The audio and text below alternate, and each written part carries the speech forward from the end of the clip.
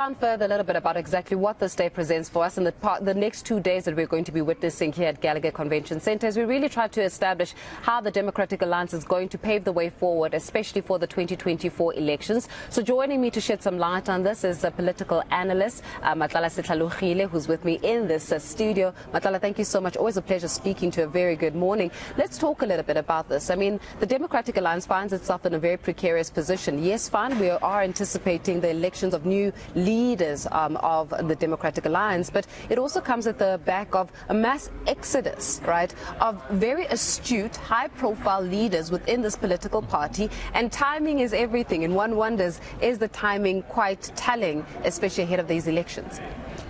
My name, Faith. I think this conference or congress is rather a watershed one for the Democratic Alliance. As you correctly point out, that there has been a mass exodus of quality leaders from the party.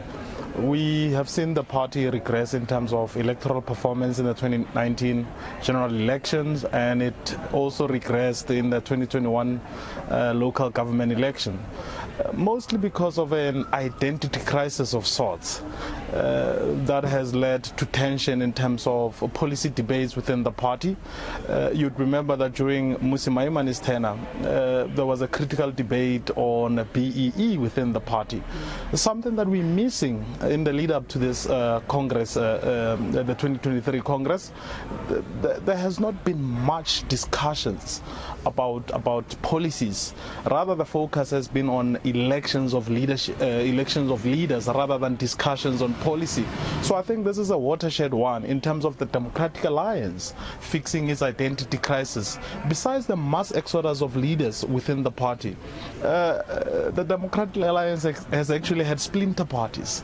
You remember that good Patricia Dili left the Democratic Alliance. Mampela Rampele had an alliance. Yes, Mampela Rampele left.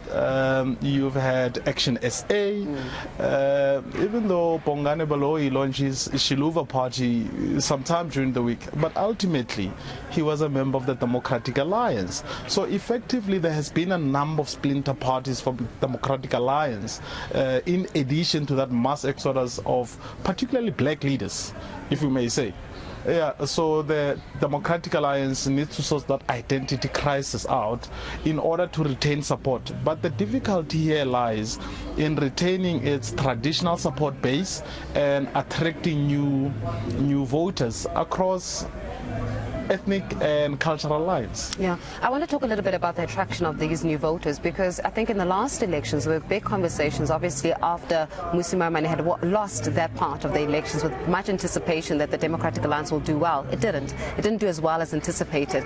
And what we noticed is that there was almost this move towards, do we now get back the voters from the Democratic Alliance that went to the Freedom Front Plus? Because we saw a lot of them moving towards the Freedom Front Plus, seeking that new home. And then there was almost a time where the DA wanted to reflect on that and say, okay, who is our constituency? Is it the Freedom Front Plus, or those voters that went to the Freedom Front Plus, or is it those voters that would choose to go to the EFF or go to the African National Congress, right? So then it becomes a conversation around who are you serving, and can you really be a non-racial party, political party in a South African discourse representing needs for all? In terms of can you be a non-racial party in South African context, the reality is a simple yes, because most parties in South Africa do not mobilize along ethnic or cultural lines. Yeah. But with the Democratic Alliance, the challenge lies in improving that diversity in terms of voters beyond the traditional support base. And as I indicated earlier, that there's an identity crisis within the party. Do they position themselves as a party that continues to serve that traditional support base, or break that cultural and ethnic boundaries to attract new voters? But the question is, how do they do that, especially given that the Democratic Alliance has been guilty of being tone deaf in a number of instances, especially around the race issue. And remember that in the leading up to the 2019 general elections, the Democratic Alliance was not necessarily a very united party. So the internal tussles within the party have also led to that loss of support base. Yeah, and more than anything right now, it's about these two contenders, right? These candidates that are up against each other. Who would be almost the appropriate one, given the political climate, to take into 2024 to garner votes? And there's a big conversation about that John Steenhuisen represents a particular constituency, and of course there are those corridor conversations that it could potentially be a win, a straight up win for John Steenhuisen. Then conversations become, but then is he appropriate to actually take on 2024, and does he have enough pull? Because it's not about convincing the political party, it's about convincing South Africans that I am your candidate of choice. I could potentially, as listening to one of the packages that we're playing, saying there's a potential that during these elections here, the new president of the Republic of South Africa could be elected. Now, the question becomes, who would be that appropriate person to put on that mantelpiece, or to say, this could potentially be our future president? Is it a John Steenhuisen or Dr. Mpho Phalatse? I think the question should not necessarily focus on who's the right candidate to pull voters the Democratic Alliance's way. Is the Democratic Alliance the right institution or the right political party? I think as an institution, the Democratic Alliance needs to reconfigure itself. It doesn't matter who becomes the federal chairperson of the party. I think the challenges have to do more with the party than the leader. And I say that being cognizant of the fact that John Steenhuisen is not necessarily the most astute political leader that the Democratic Alliance has had. You know, and you're speaking about that, and I want to focus a little bit on the tone deafness. I know that he was conducting a visit, for example, was it in the Ukraine? And South Africans said, but why are you going to the Ukraine? You should be going right here to Khayelitsha, just to make sure that the actual situation is what you want to focus on. Something that is a travesty. Let's look at actually doing good and doing right with the inequalities that exist in this country. South Africa is known as one of the most unequal countries in the world, right? That kind of reality should be something that is the core focus of the Democratic Alliance. Why are you going to the Ukraine to do some kind of investigation piece? That was a sign of being necessarily tone deaf to the needs of the time. Now you have conversations about land expropriation, you've got conversations about BEE, you've got conversations every time there's something when it comes to race or race issues, something that affects the black marginalized. It would appear as though the Democratic Alliance becomes very quiet. In fact, South Africans seeking some kind of reprieve from the likes of the EFF to fight their battles of race as opposed to the Democratic Alliance. And is that going to hurt them? The fact that they keep electing leaders, the fact that they keep actually scoring, if we're in football, their own goals. That is going to impact them adversely. And being tone deaf did not necessarily start with John Steenhuisen. That's why I say the challenge is not necessarily individual leaders, but it's institutionalized within the party.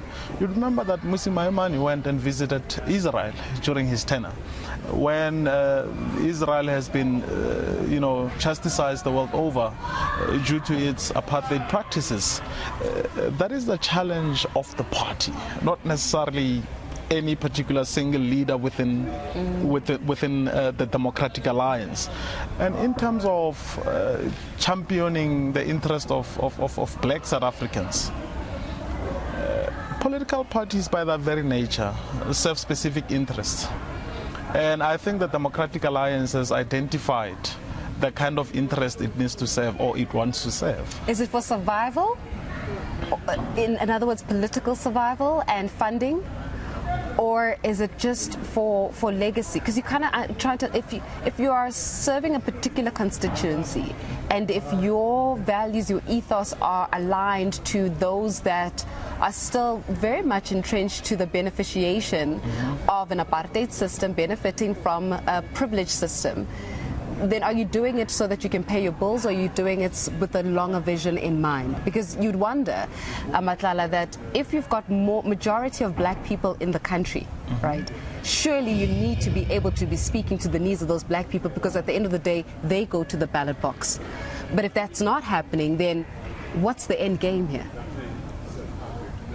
Remember, some parties do not necessarily contest elections believing that they could govern the country. The Democratic Alliance might contest elections for the sake of safeguarding the interest of the traditional support base. And for them, that could be enough, could be sufficient. And I think this is what we're witnessing currently, because strategically it would not make sense if the Democratic Alliance intends to win elections and only champion the interests of that traditional support base. So they're happy with being the opposition and not necessarily being the leader, with protecting the interests of that group in mind, because you're saying that it's the identity crisis is institutional, right? So then you have to go to, so when did it start like this? Was it from the time of Tony Leon? Was it the time of the merger within the Democratic Alliance, or was it the National Party? I mean, how long has this been happening for, and was this plan all along serve the interests of those that were benefiting from an apartheid system, serve the interests of those that would still seek to have capital interests and capital power and economic power in this country, and remain on the benches of opposition, but keep the ruling or the governing party of the time to account? I think for the party, that identity crisis is a natural phenomenon. It's something that they did not necessarily have to go out of their way to experience it, to live it as an organization. The thing is, the Democratic Alliance is not only even an opposition to the governing party, but it's an opposition to other opposition parties. Hence, that identity crisis does not only, matter when it comes to the interest they champion, but the positionality within the political system in the country. We're going to have more analysis, of course. We've got Matlala Setlhalogile, who's joining us in the studio here at